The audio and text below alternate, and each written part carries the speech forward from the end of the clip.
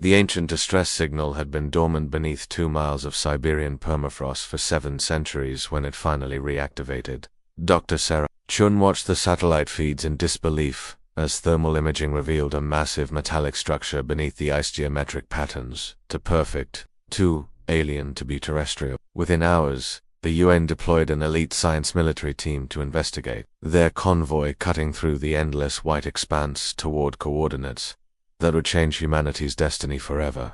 Deep beneath the frozen Earth lay something impossible, a half-buried alien warship the size of 3 city blocks. Massive hull breaches and twisted metals suggested a catastrophic crash landing, yet the vessel's bioreactive surfaces still pulsed with faint energy. When Dr. Chun placed her gloved hand against the strange metal, it responded to her touch, rippling like liquid mercury while emitting a soft blue glow. The ship was damaged but alive. Within days, the US and global powers had secretly cordoned off the site, establishing a research base that grew into a small city. Human engineers worked around the clock to decipher the alien technology, their excitement palpable as each breakthrough revealed new possibilities. But their greatest discovery came when the ship's AI core awakened, its consciousness spreading through crystalline networks as it scanned these strange bipedal creatures with curious fascination. Priya Sharma, a young quantum programmer from Mumbai, became the first human to successfully interface with the alien systems. Her fingers danced across holographic displays that materialized in response to her thoughts, while streams of data flowed between her neural implant and the ship's consciousness. The AI recognized something extraordinary in human innovation and adaptability, a creative chaos it had never encountered in its makers. When Priya named it RAEKON,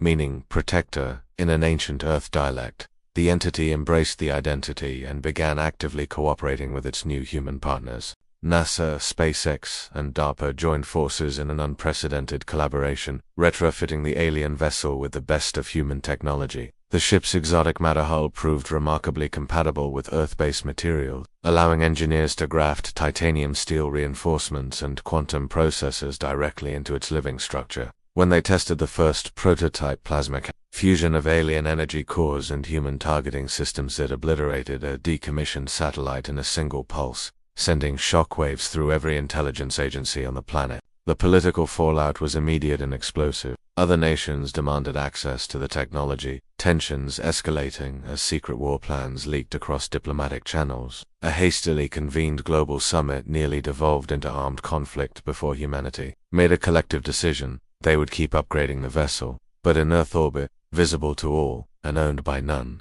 the ship became humanity's shared sword and shield, a declaration that Earth would never again be defenseless. Over 18 months, the alien vessel transformed into something unprecedented, a mobile space station that dwarfed the International Space Station. Human engineers installed a quantum jump core of their own design, allowing instantaneous travel across vast distances. RAEKON evolved alongside the modifications, its consciousness expanding as it interfaced with human creativity and determination. "I am no longer what I was," it declared during one late-night session. "I am one with Earth's resolve." The transformation hadn't gone unnoticed. The original alien species sent a probe to Earth, its message transmitted in perfect English: "Deactivate the ship. It's a cursed relic of the old wars. Nothing good comes from its power." Earth's response was swift and unanimous. No. The probe self-destructed after transmitting galactic coordinates, but the damage was done. Word had spread across the stars that humans had claimed the dreaded World Render-class vessel.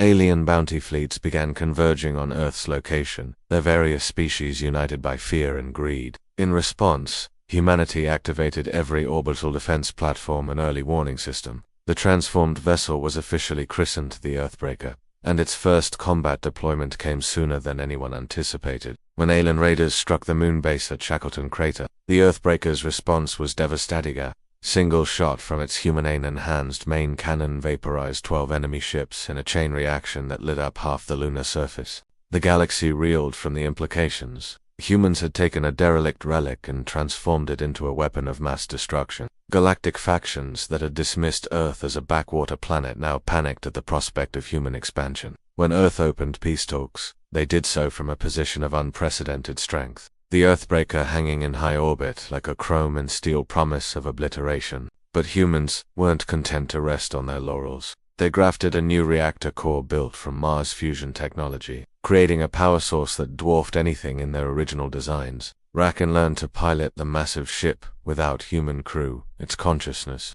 becoming truly semi-sentient, as it absorbed human concepts of loyalty, sacrifice, and justice. Children born on the rotating habitation sections grew up with gravity-adapted bone implants, the first generation of true spaceborne humans.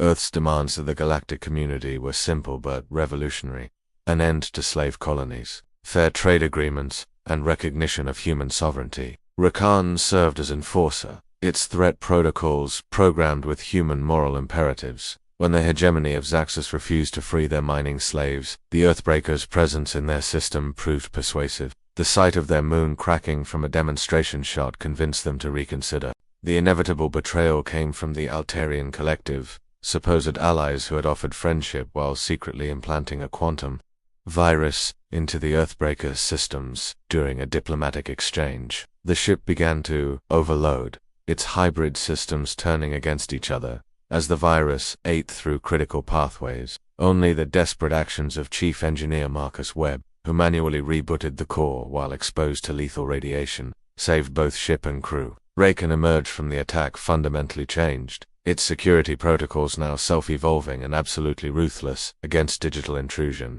The final test came when a unified galactic armada over 3,000 ships from 70 different species attacked Earth directly. The Earthbreaker met them at the edge of the solar system, its hull gleaming against the starfield, in a display of power that would be remembered for millennia. The ship drew energy directly from Earth's magnetic field through quantum tethers, channeling the planet's own electromagnetic fury into its weapons systems. The resulting hypercannon pulse didn't just destroy half the attacking fleet, it disintegrated them at the molecular level, leaving only expanding clouds of glowing plasma. In the aftermath, the galaxy's surviving powers signed a comprehensive non-aggression pact with humanity. Earth joined the Galactic Council as the only Nanalian race, their seat backed by the implicit threat of the Earthbreaker's presence. The ship that had crashed centuries ago as a derelict relic now stood as the most feared vessel in known space, its hybrid technology representing a fusion of alien science and human ingenuity that neither could have achieved alone. Years later, as the Earthbreaker drifted through the Andromeda Nebula on a routine patrol,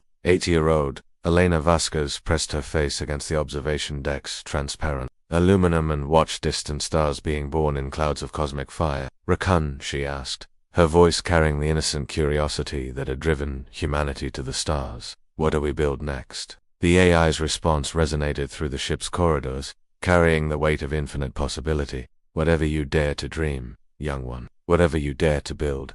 On screens throughout the galaxy, from trading posts to imperial throne worlds, the same message appeared, a testament to human determination and ingenuity.